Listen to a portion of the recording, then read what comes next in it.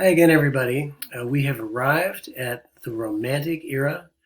This is a profoundly important time in the history of Western art music. It basically encompasses the entire 19th century, the 1800s.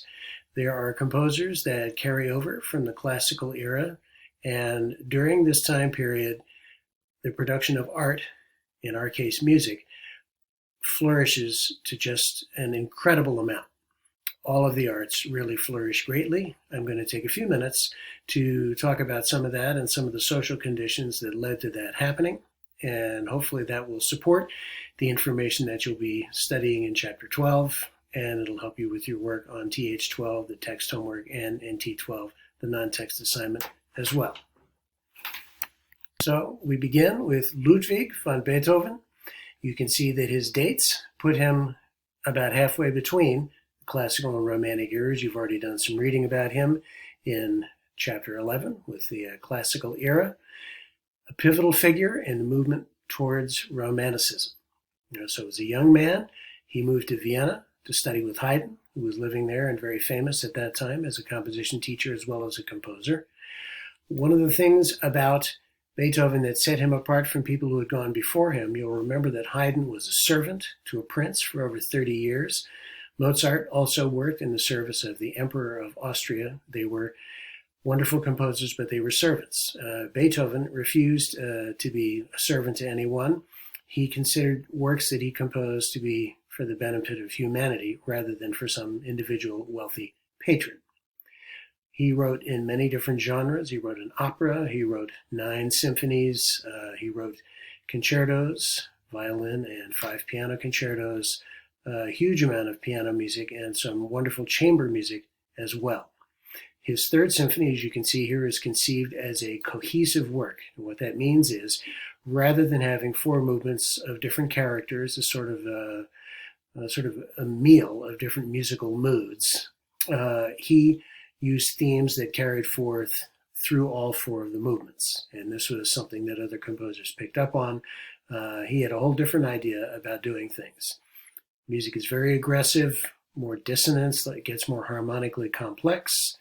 One of the things about Beethoven that makes him a romantic figure is that as an adult, he gradually lost his hearing. He continued composing and was able to hear things in his head, wrote some of his greatest music after he had become totally deaf. And he had a huge influence on composers who came after him for at least 2 generations. Now, much of the music written before this time was written to glorify God. Obviously the chant and the other music through the medieval times and the Renaissance. Secular music becomes a little more common as we get into the classical era. Now, composers have much, much more freedom to compose whatever they feel like composing. That's common to us nowadays, but things weren't always that way. These are some sources of inspiration, things that inspired composers and other artists to create works of art. If you look at them and think about something a little more modern that you might be familiar with, The Lord of the Rings, for example, it includes all of these things with the possible exception of nationalism. All right. So these are themes that inspired composers as well as other artists to create works of art. Some terms: an arpeggio is the notes of a chord played melodically, one at a time, rather than harmonically. I believe I've mentioned this before, just so that you remember. If I play this chord, I'm playing 4 different notes, but I'm playing them all at once, so I'm playing them harmonically. If I play them one at a time, that's an arpeggio. In this case, a C major arpeggio. Tremolo is literally in Italian, just means trembling. It is when the violinist or the string players jiggle the bow on the string.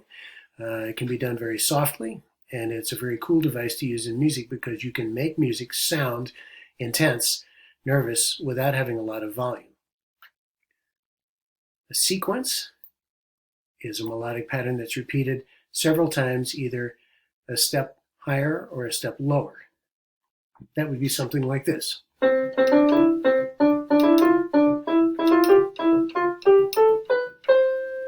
So I played the same little motive 3 times in a row. I just started one scale step higher each time I went along.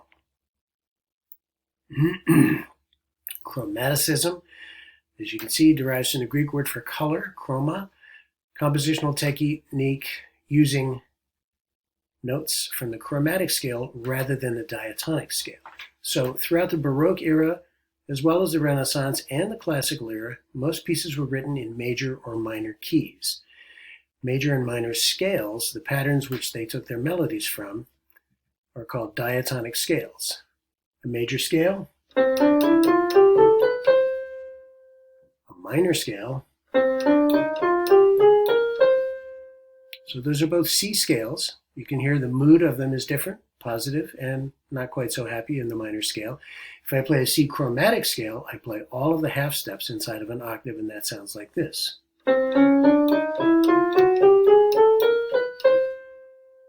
So what composers begin doing is using melodies with more chromatic notes, but more importantly, using harmony with more altered pitches, more complex harmony. During this period of time, and it's something that carries through from here on into the 20th century, all of the basic elements of music become more complex, more involved. Orchestration, you could actually call this another aspect of art, using the different instruments, the colors of the instruments. So if it's one instrument, we call it a timbre. Trumpet has a brilliant timbre when it's playing loud, can have a more mellow timbre when it's playing softly or in a low register. A sonority is a combination of timbres. So you heard some beautiful sonorities, for example, in Aaron Copland's theme and variations on Simple Gifts. So new genres of music appear during this time period. Symphonic poem, something written for orchestra, a fairly extended one-movement piece for orchestra that is programmatic music. Some composers, Franz Liszt, the great piano virtuoso who you'll be studying about in this chapter, wrote a number of these pieces, and other composers picked up this genre and did it after Liszt as well. He based some of his on Shakespearean plays. He was inspired by them to create these pieces of music, and they are themes that represent characters, or they can represent emotions or things like that. And that's the kind of thing that Max Steiner learned when he was a student, and he used that in the score that he wrote for Casablanca and other films in his output. Libretto the word libretto literally means little book. It is just the words to an opera or another stage. It could be a Broadway show, also would have a libretto. The person who writes it is a librettist. A couple of other genres, the art song. This is basically just a solo song with piano. German composers and other European composers wrote in this genre. You'll read about Franz Schubert, who wrote hundreds of songs. The German word for song is Lied, the plural is Lieder, so we talk about Schubert's Lieder, Schubert's song.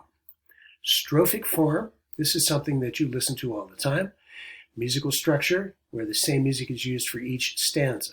So if you listen to a popular song, normally there will be maybe an introduction, a little hook, a verse, and another verse, then a chorus, and then the verses and choruses will repeat. The verses have the same music with different lyrics. The chorus has the same music and the same lyrics. So when you hear music that's in that form, that's what we call a strophic form. So with regard to social conditions that affected the production of art, obviously music for us during this time, there are social movements towards greater recognition of individual rights. Countries in Europe, one by one, went from being monarchies to countries with representative systems of government, like we have in this country and have had since before even that time. This business of more recognition of the individual and expression, his power to express him or herself, is what drives the arts during this time period. It takes priority over form, so passion, spontaneity, imagination, those are more important in artistic expression than the clarity and form that you've been listening to in the music of Haydn and like that. Mozart as well. So Greater self-expression leads to artist heroes. There are very famous virtuosos. Niccolo Paganini, the violinist, and Franz Liszt, I mentioned earlier, the pianist, were superstars, musical virtuosos. Greater variety of music, some of the new genres that I've mentioned already. So, please remember that Test 3 will be available to you next Monday through Wednesday. Information about that test is available to you in the syllabus, and I will include it in an update a little bit later on. Enjoy this music. You're going to listen to some Beethoven. You're going to listen to early and late string quartets, just a little bit of each of those in the non-text assignment. Enjoy the work in Chapter 12 as well. Thank you.